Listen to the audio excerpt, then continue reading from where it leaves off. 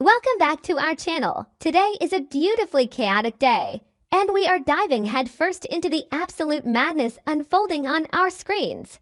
Grab a strong cup of coffee because the upcoming episodes are going to test our sanity, and we have a lot of ground to cover. Let's get right into it. I was just looking over the spoilers for the July 10th episode of Beyond the Gates, and I am suddenly realizing something scary. Madison's testimony is getting worse.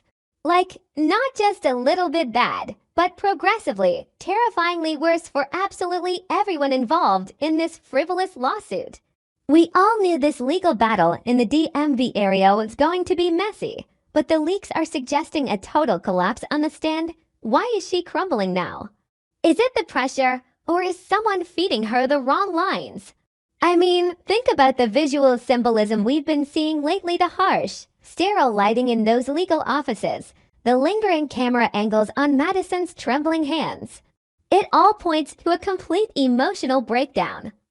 But then again, maybe that doesn't matter. But I noticed that her hesitations don't look like fear. They look like guilt. What is she actually hiding? And then there is Mike Davis. Oh, Mike, Bill's former partner who was unceremoniously kicked out of the law firm last year. He is treating this lawsuit like his own personal revenge tour. He is strutting into his old familiar haunts, taking depositions with this sickening level of arrogance. He is so overly confident that he can win this case and destroy Madison in the process. Wait, what if that character knew everything from the beginning? What if Mike didn't just stumble upon this frivolous lawsuit, but actually orchestrated the entire thing to trap Bill and Naomi? Think about it. He has the insider knowledge. He knows how Bill operates. He's holding onto some piece of evidence that he thinks is his golden ticket. But is his arrogance blinding him? The legal world in Washington, D.C., Maryland, and Virginia is ruthless. If Mike is holding onto dangerous evidence, isn't that a double-edged sword? Actually, no, that's not what I meant. It's not just a double-edged sword, it's a live grenade. If the evidence he thinks will win him the case was obtained illegally, or if it implicates him in the very corruption he's trying to pin on Madison, he is walking right into his own trap. Will his massive ego be his downfall? Bill and Naomi are not just going to roll over and let him win. They are fighters, but the stakes for Madison are astronomical. If she loses, she doesn't just lose her career and her finances. She loses her entire identity. She loses her trust in the people who swore to protect her. And if that trust breaks, what happens next? Self-destruction. Total and utter self-destruction. But speaking of Naomi, how can she effectively defend Madison when her own life is secretly falling apart? Donnie is currently dealing with a highly sensitive issue, and it all revolves around Naomi. If the rumors are true and Naomi has tested positive for the BRCA gene, the implications are staggering. This is a life-altering medical reality, a ticking time bomb of anxiety and fear. And yet, she didn't tell Donnie, she didn't tell her family, she told Ashley. I just realized a small detail, but it makes things much scarier. Why Ashley?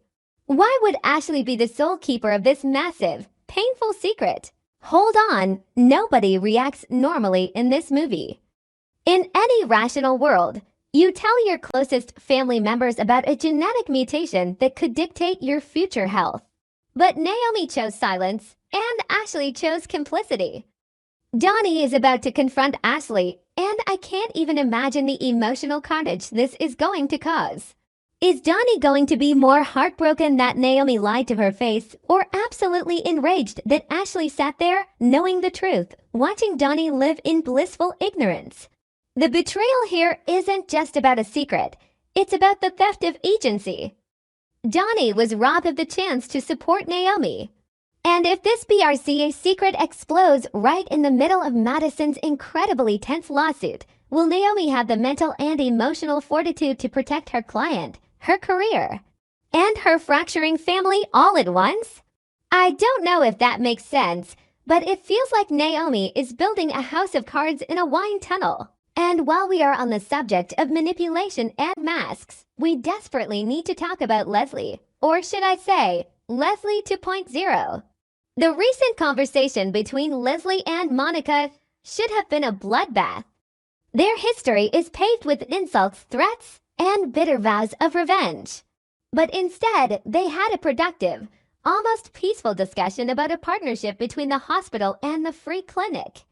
Okay, no, this isn't a coincidence anymore. Leslie doesn't just wake up one day and decide to be a philanthropist. The more I think about it, the more it seems like everything is orchestrated. Is Leslie 2.0 a genuine spiritual awakening, or is it just the most sophisticated, terrifying mask she has ever worn?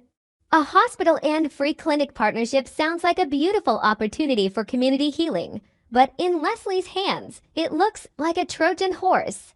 It's a pathway to regain her lost power, to insert herself back into the institutional hierarchy under the guise of charity.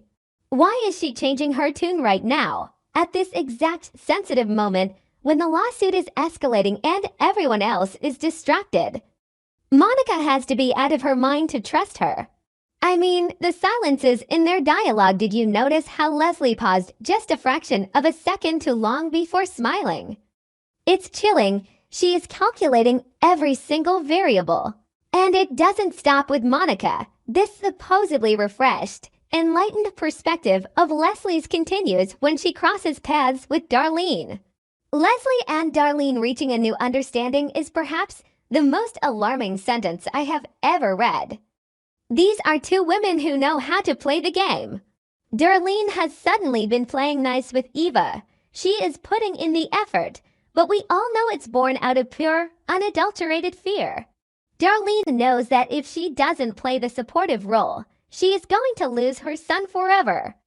So she is faking it. She is suppressing her resentment to maintain proximity to power and family. Wait, that scene suddenly makes sense. The timing of Darlene and Leslie's new alliance aligns perfectly with Eva renegotiating her terms with Isaiah. What are these terms? Are they strictly related to Eva's physical and mental recovery? Or is Isaiah holding something else over her head? Isaiah is a wild card here. If Eva is trying to establish boundaries or secure her own safety during her recovery, Isaiah's counterterms might be the very thing Darlene and Leslie are planning to exploit.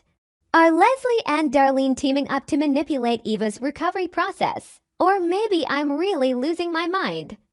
Maybe I'm seeing conspiracies where there are just broken people trying to survive.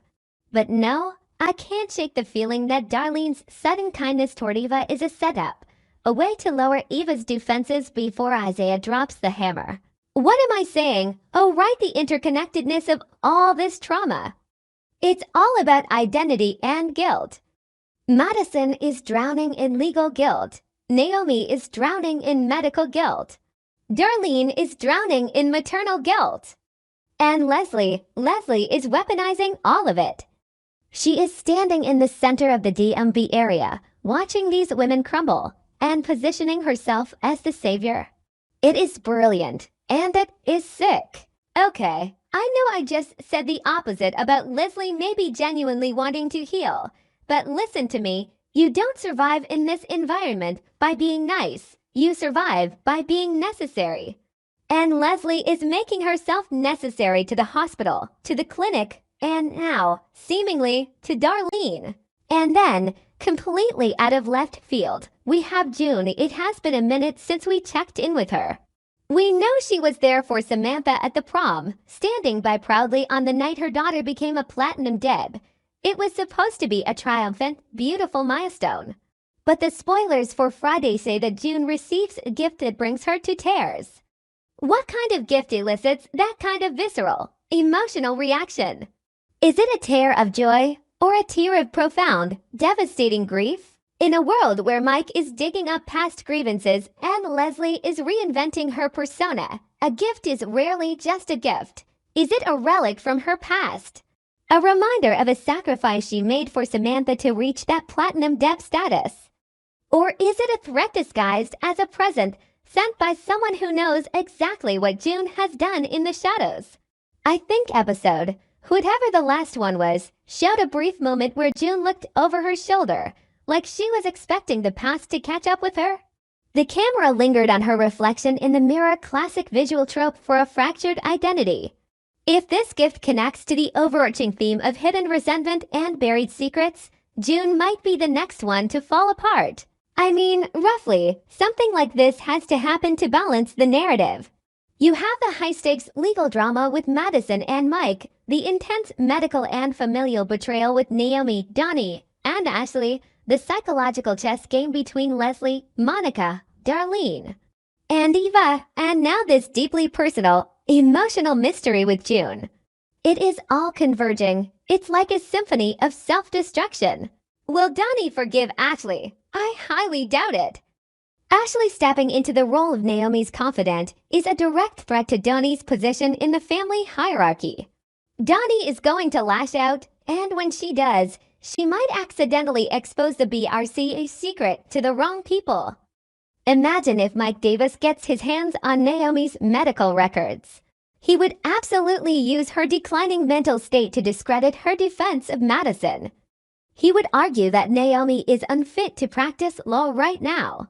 That is exactly the kind of dirty, underhanded tactic a desperate, vengeful ex-partner would use. Everything is a trap. The free clinic is a trap. The lawsuit is a trap.